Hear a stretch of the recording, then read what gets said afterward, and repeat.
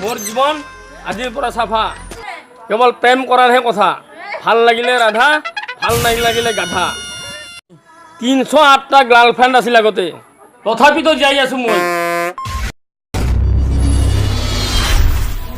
কৈ আছো মোৰ লগত AK-47 নাই দুৰ্গা পূজাত আনা টিউটো কৰি উঠাহে পিষ্টল এটা আছে ঘৰত গুৱাহাটীৰ যিখন হোটেলত আছিলোঁ সেইখন ইমান লেতেৰা তাক ভেনা মাখিও খাব নাহে ড্ৰাগছ খাই মোৰ যি হৈছিল মই ভূটানত ভাল হৈ আহি মই মোৰ বডি চাওঁ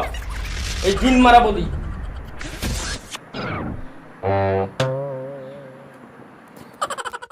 মই যিখন কাকতি জেলত আছিলোঁ সেইখনত মোৰ লগত আৰু 7-8টা মান